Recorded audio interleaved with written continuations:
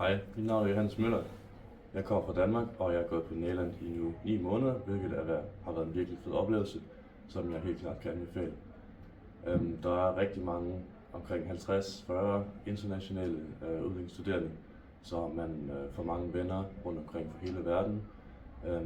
Ja, der er et rigtig godt fællesskab og gode internationale coordinators, som gør, at det er en rigtig fed oplevelse at gå på skolen.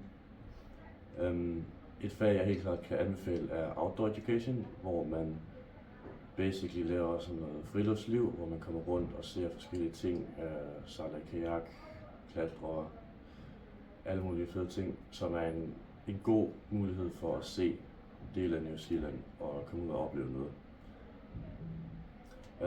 En anden ting, jeg godt kan anbefale, er at tage en tur i en af ferierne, hvor man sammen med andre internationale rejser rundt på enten Nordøen eller Sydøen og oplever en hel masse forskellige ting.